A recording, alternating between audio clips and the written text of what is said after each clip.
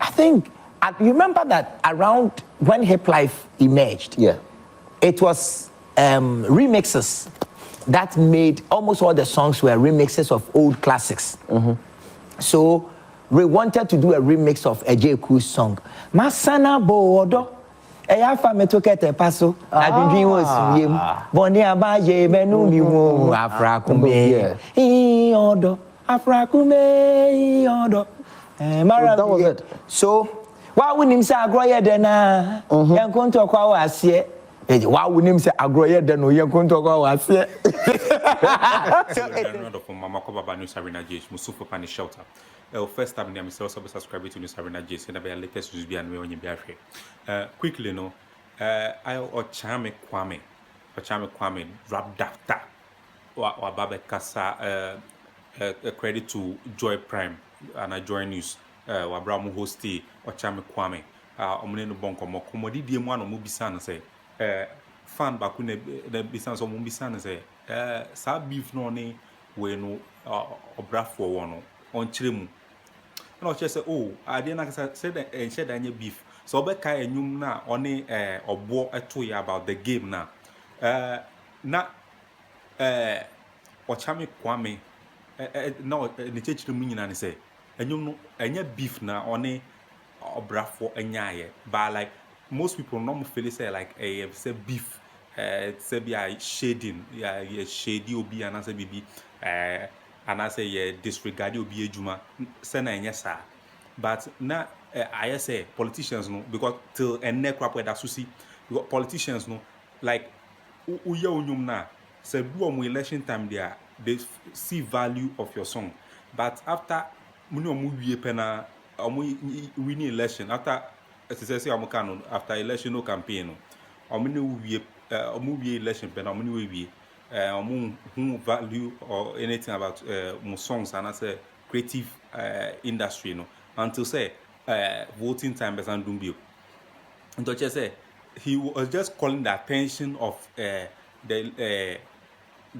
politicians so omo for many industry creative art industry was side no so omo bojuma omo na boa omo industry and as omo juma omo so ye no patro yentie Okyeame Kwame no mase beef song he and Richie did the game was the game a beef song? No, it's not a beef song. I'm vegetarian. No, but you see I think I've heard Obrafour or somebody say it was a beef song for or was it I'm confused but there was some beef around that song the game. No, there was beef around it because the song was honest.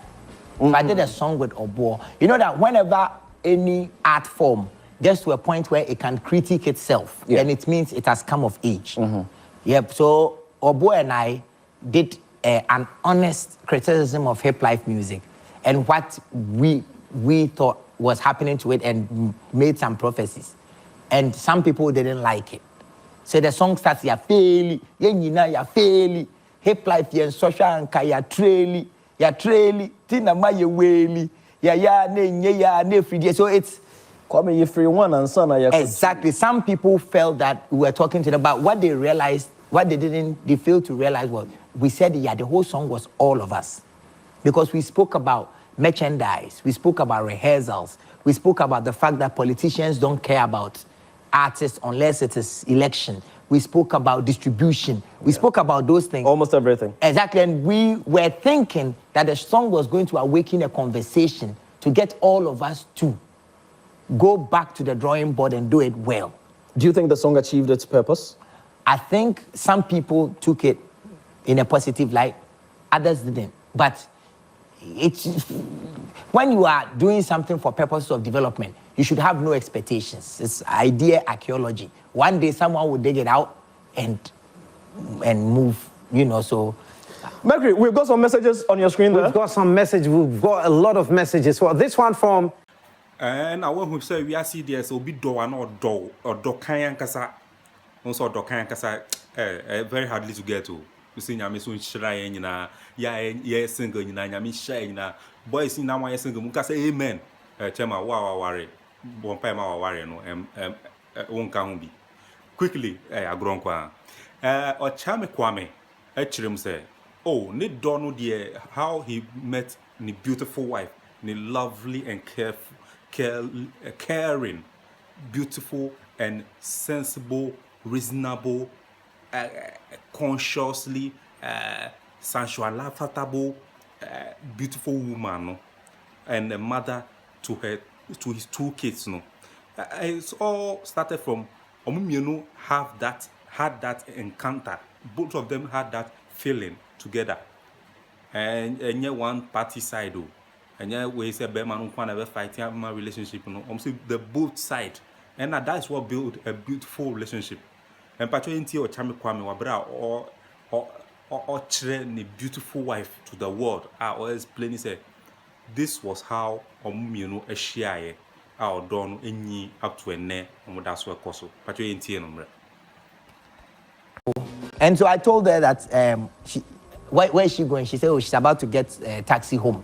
And I said, I'm going for an interview. If she can wait for me, I'll drop her home. And then she waited. It's like one of those situations where you tell a girl, say, me pe was say, Obrafour, Charlie back home, you know, that you come back. So she sat down, waited. When I was done, I went to drop her, not knowing that she had a trick with her dad that she would meet me that day. Wow. And when I come up, they should find a way to keep me in the family. Wow. So I went upstairs. She said, hey, no, you can't, as you have come to drop me, you have to go and say hi to my dad because no boy ever drives me here. You know, I don't want to create the wrong impression. I went upstairs and then the man said, I said, yes, and then go and cut your locks. I had small locks. And then I went to cut it and we became friends from that time. Oh, this is a lovely story. This is nice. That's the story. So I can confidently say, Mekri, that as at now, Okyeame Kwame owes Mr. Kwesichum a lot of money.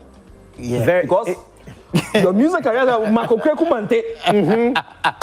multimedia. Your wife too, multimedia. Medica. I think one of these days I'll just come and work here. But you won't be paid because you've collected your pay already. It's true. What you pay in that? What you pay in that? No, that's. Look, my wife did pay you anything. How many kids do you have now? I have two that I know of. Two that everyone knows. Me too. For now, I only know of two, but some might emerge. I don't care. You don't know. We don't want some to emerge. No, but they'll have to be 20 years and above. Yeah. Because since for the past 20 years, I've just been focused. So yes, exactly. Anybody comes, it's not me. And then you're not It wasn't. A boy and a girl, right? Okyeame Kwame sounds actually how only if I'm saying Okyeame kofi share how it was so beautiful. See how much share a group Okyeame raised to the power 2 Okyeame square and Kwame and Kofi challenge. I mean a sure moon. I mean a diomwangasa boom. Seriously, our children how they met and how a buyer or multimedia nyum ekosi yes or Okyeame kofi there no a feeling brother at that time. I know the man been banned because of the talent or one in the music aspect, you know. Like I say, Okyeame no sa radio presenting this anyaman there na chede nyame akasa dia man fit na collaborate besin ne. Yes, how the boy Juma on so didi. Na Bible no cry I say the gift of a man make it way for him. But 20 now some number. Like Adabraka. Yeah. When we played something called lose to pay. If you lose, you are the one to pay. That's a cha-cha. So I'm playing, beating everybody. I'm sweating, and then this fine that a B-boy came to play. And then not knowing it was Okyeame Kofi. I had never seen him before in the neighborhood. They had moved from Accra. Okay. You know, his father had come on pension and he came to Kumasi. So he came to play. And then I beat him. We played once, I beat him. He wanted to say himself. I beat him again. And then I beat him for the third time. And he must pay. He didn't have money. But the guy that owned the table tennis table, no, that guy will kill you. His name was Onana. Onana will kill you. You know? So, and the way he was peche, that be, you know, yeah. I didn't want him to go through Onana's hands. So my mother had given me money to go and cut my hair. I paid for him. And I said, "Sisi, I wouldn't my deal. What best? And then he said, "Oh, may Baba, may you." So I followed him to his house. And then he put a blade on a comb and cut me clean. When I got home, my mother didn't see that there was any problem. Then we became friends from there. Nice. That's how we became friends. Oh. And so through the friendship, so I think I was maybe 15, he was 16, or I was 16, he was 17. Realized he had written a book already at 16. Wow. He had written a book called Rings Don't Marry. And then in the community, he could take capacitors and make radio, and we'll start broadcasting from his own room. You see, he's an amazing radio presenter. So I think his talent is like a sort of an engineer or something. And so we became friends, and they'll be broadcasting our radio and doing stuff, and because he was getting more girls, because he could do radio, you know. So we became friends, and then we started rapping. And at that time, hip hop was the jam. Everyone was catching the fever. Was the ish. You know, so we will rap and rap and rap. And first, he used to write the rap, then I'll go and sing it. But because he was a prolific writer already. But later, everyone were rapping, competing with Swazi B, Sassy Park of blessed memory, Lord Kenya, Lota, Shimole. So this is in 1990. 1991. You know, so everyone, they were all rapping in groups. So I said, Charlie, why don't you come and join me so that we become a pair? So we sing the rap together from A to Z. And we used to always win. So that is how we started the group. Wow. Yeah. And who discovered you? How did you get into the limelight? So whilst we're rapping, at a point we realized that, okay, the rap wasn't enough. It's just rap music. So we need to understand music. So this gentleman at Edum, his name was Saint Kankam. Saint Kankam will grow up and become a saxophone player for Hugh Masakela and play with Pagentry and Ron Welto. So Kankam used to play with us. So we will rap, and then he will use the saxophone to also rap. It was very exciting. This is 92, 93. And one day, a gentleman called Gaboni, he worked at Media Whiskets in Kumasi. He came to Cape Poly to come and see us perform. He said, this is amazing. I have to introduce you to Piku Sly. Yeah, the legendary Piku Sly. Exactly. So he introduced us to Piku Sly of blessed memory. And the Piku Sly was amazing. We came to his office. We performed for him. He said, I'm putting you on Miss Ghana. Wow. So he put us on the triple do. Miss Ghana Embassy triple do. Club pleasure. Exactly. This is in 95. You know, so we went to Sunyani, and then we blew everywhere.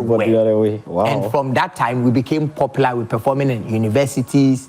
And then Honorable Ukriku Mante heard us. He came to Kumasi to come and look for us. He said, we will sign you. But fortunately, around that time, a gentleman called Andrew Pokwa Mankwa had decided to invest money in us. So they came to a conclusion that, okay, he will invest money, and then Mark will manage the production. So Mark was the one that did all the heavy lifting with branding us and creating the concept. So you see the first Okyeame CD, that has me opening my mouth like this. Yeah. With you're wearing. Yes. Those are Mark's shirts that we're wearing. You know, I think you should find it. The first Okyeame.